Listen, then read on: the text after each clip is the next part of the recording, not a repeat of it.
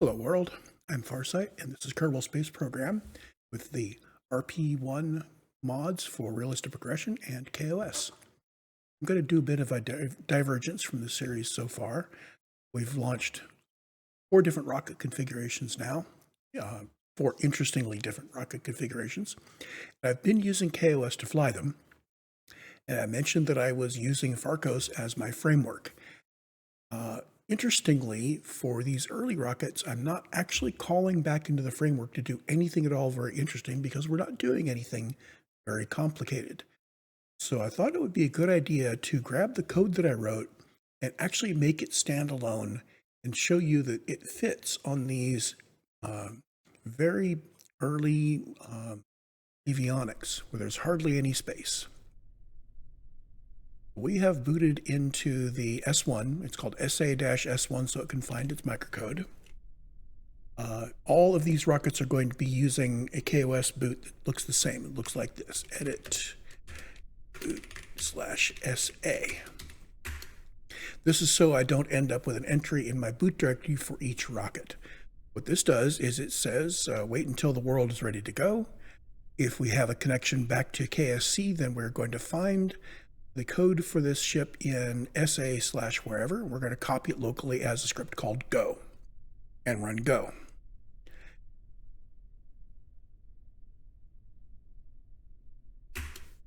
The go script, which sits here in storage in the avionics, very simple. And I believe I need to widen this out a bit. There we go.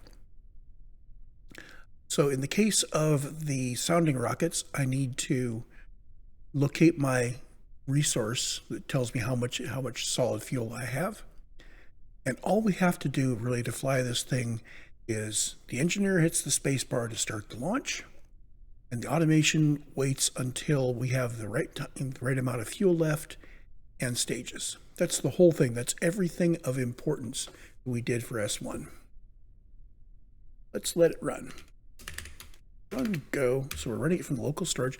Notice here that go is taking up 194 bytes on disk. We have 106 bytes left, and this is the easiest avionics in the game. So we're using up 2/3 of it, about 2/3 of it. And just to show that it still works, we're going to back out here and let it launch. This is the S1 launch, where that's all we do. And the rest of the launch happens with kOS not actually doing anything. Notice the program ended over here. So we're going to do the same thing now for S2, which has to arm parachutes later. It has to detach and arm parachutes and all that. We'll be back in a moment with that. Let me hit pause here real quick. And here we are back in the simulation with S2 loaded up. So its code is just slightly bigger, because I need to add these down at the bottom, which is when we get to 80 kilometers, we're going to stage, and when we get back down under 40 kilometers, we're going to stage again. This is what I call partially minified. It's possible to make this smaller, but this is small enough that we're still fitting the avionics. This is 259 bytes. We've got 41 bytes remaining, so I could compress this a little bit more, but it wouldn't bias anything. That does mean that all of our flight control software does fit on board. In the process of making it smaller to fit on board, I did remove the code that would cause us to do things differently if our engines had a low performance. So for instance, if our engine was low performance and we never got to 80,000 feet, then we would fall back to the ground in that configuration, and I think we would stage there once at 40K, but we would never flip the parachutes. So this code is not robust against failures, but it does fit. And I could probably crunch it down a little bit more and get the also test against vertical speed going. Anyway, let's show that this works. We are running it.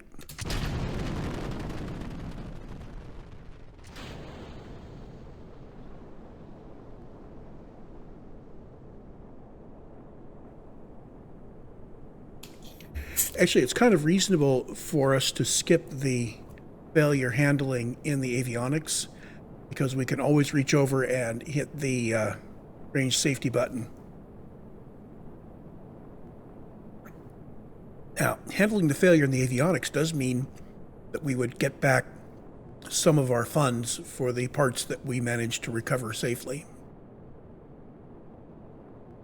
That said, it's kind of too bad that we aren't soft landing our boosters and recovering those. I suspect that would be a nice little bump in our funds, but we're doing this on easy, so we, in theory, have all the funds we need. So at 80 kilometers, we expect to detach our now empty fuel tank. This again is the S2 configuration, so that red band is the separator, and the light blue is the payload that we're carrying.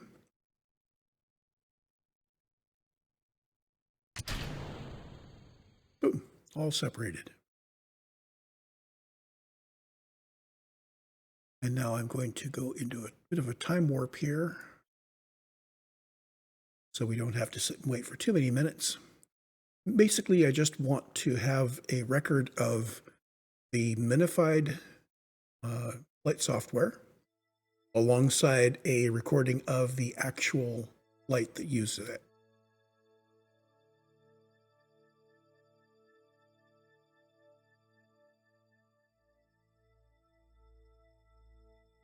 So as you can see, we are well above the 140 kilometer line.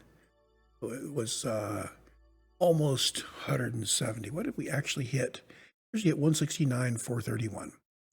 This rocket generally comes up just short of 170 kilometers.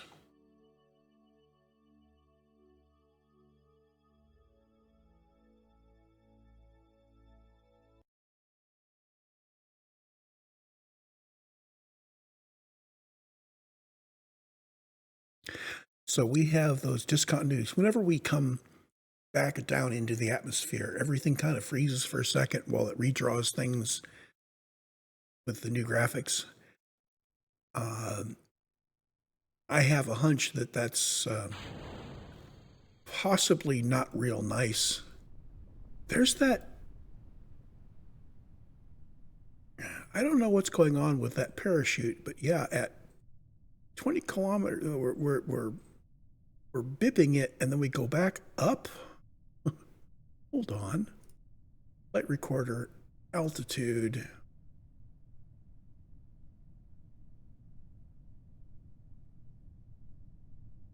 There's altitude versus time, so we are bumping up. And when we do that, we actually are coming back toward the launch and then out again. That's wild. And that's just the arming of the parachute. That's not even using it. That's just wild.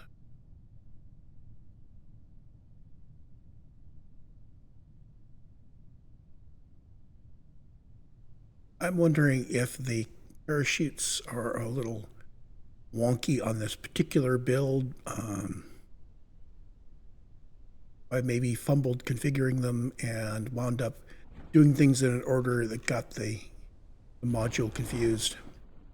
There we have it. So we're successfully arming and using the parachutes, and I can move on to the D rocket. I want to demonstrate D1 and D2 as well, so we'll be right back. I will hit pause here real quick. Okay, same thing, but we are running the D1 configuration now. I interrupted after we did the copy and it was running. We can see that the D1 code takes up 348 bytes of the 400 ready, so we are 7/8 full. So D1 is getting very close to full here. There are some tricks I pulled during minification. For instance, I'm doing everything in kilometers altitude. I've got some locks here, so I have shorter names for common variables, and this made it fit. Now we're running, and we can demonstrate this working.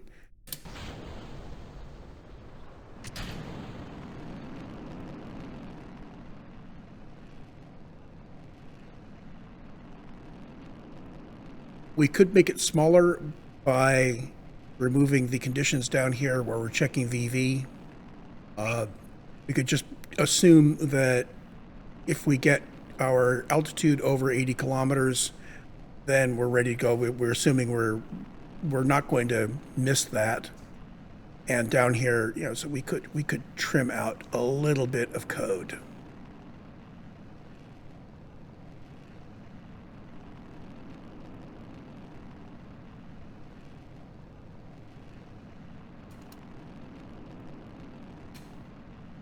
Going to let that fly for a bit.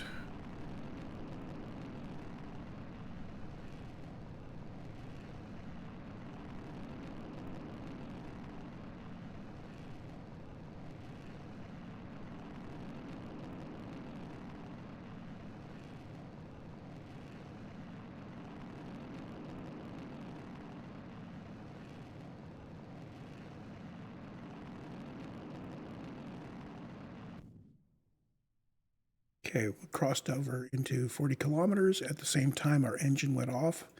That is coincidence. And that gives us, oh, I have taken my orbit information off because I have met it up. So we're going to get up to 143 kilometers. I'm going to hit the physical warp at 4x speed. There's our jettison, 80 kilometers. D1, we don't require opening and closing the pedals, so we don't have the code there. D2, I had to add the code for it.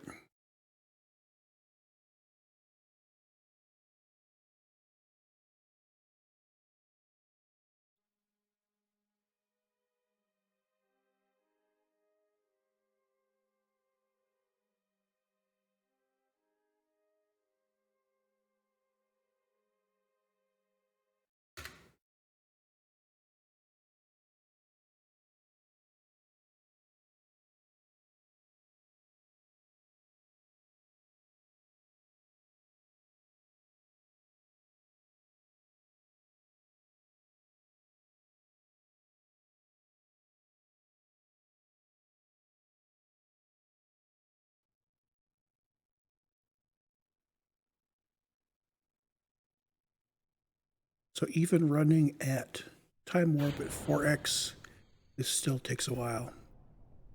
And there's our actual drogue chute. So the D-series rockets do have a drogue chute followed by the Apollo configuration of 3 chutes.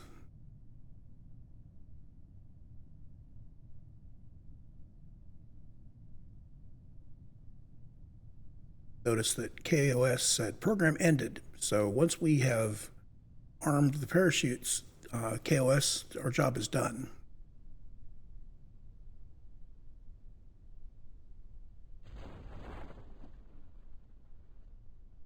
And I'll let this go all the way down to the ocean so we can record the fact that this does achieve a soft landing.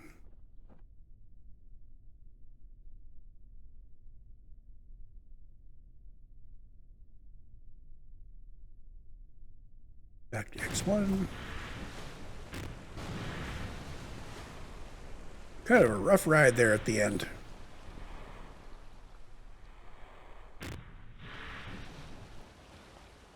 And next will be D2. I pause while we get that set up. And here is the D2 rocket and its code. Notice the lights on and lights off.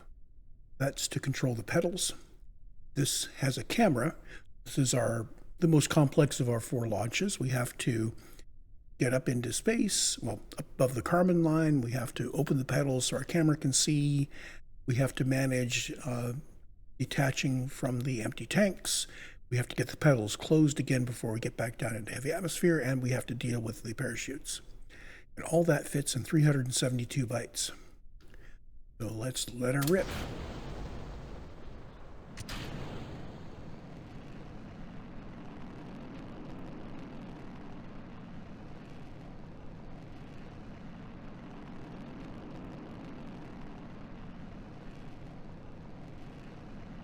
So one thing you'll notice that's different about this particular flight from the other flights that I've done, D1 and D2 both did this. I didn't mention it before. Previously, the nav ball, I had this orange north line still pointed down, and we were head off to the right. Well, with this code, I've simplified it so we're just locking the steering to the heading output on its own. So essentially, we are turning so that a hypothetical pilot sitting in the avionics, would be basically facing upwards and slightly east and pitching over forwards. So in the end, he would be head pointing up and facing to the east. So that gives us our nav ball from the pilot's perspective, where he's steadily pitching down. The other thing that's different from the official runs is this does not have an angle of attack limiter.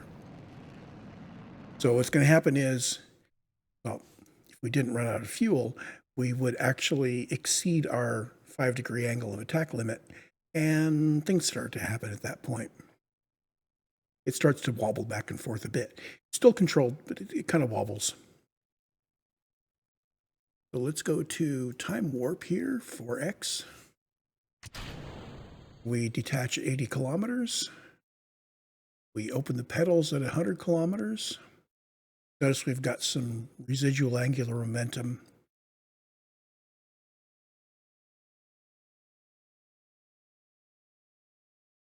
There's an interesting little physical oddity for those of you that are interested in such things. This kind of a spinning object where you've got a large plate-like area or something with the same angular momentum tensor as a plate with an axle, it'll spin one way.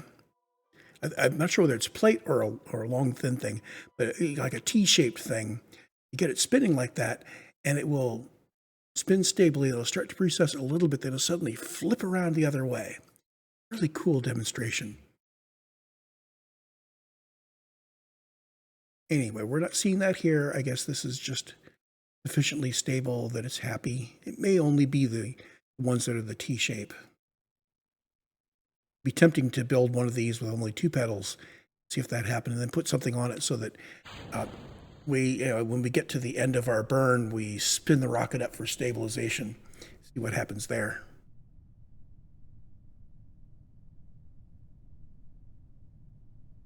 Oops, let's stay at 4x time.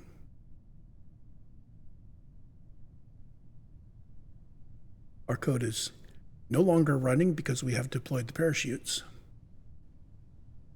And there's the water. And I'm just going to finish out the video with this guy landing in the water. And when we come back with the next recording, we should be back on track, moving our career forward.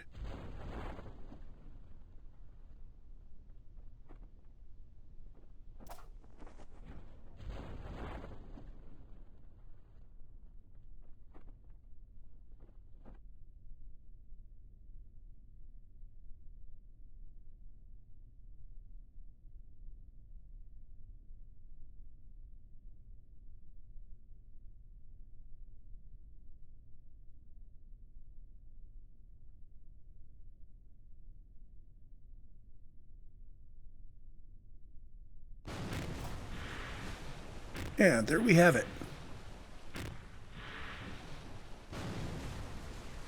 And revert to editor.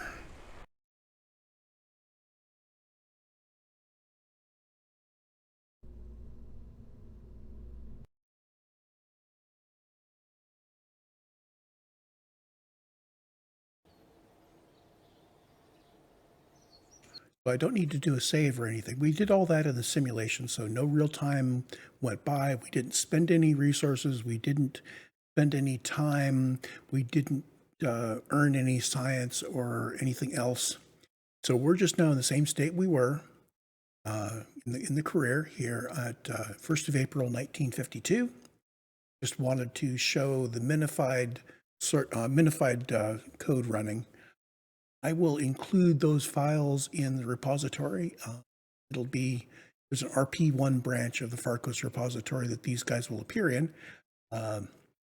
Boot/SA is the initial boot script, and there's a SA directory that has a whole bunch of standalone scripts. I still have all the old standalone scripts from Farcos sitting in there. I didn't move those off because they're still, they're still useful. None of those, I think, are particularly specific to Kerbin rather than Earth.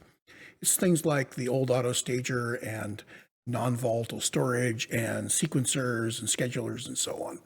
And a very old take on using when and then to do services, which is, I have since then, in fact, back a year ago when I was doing that, I learned the error of my ways. I was educated by posters who reminded me that the when clause of a when then executes every physical, every physical tick when it's appropriate.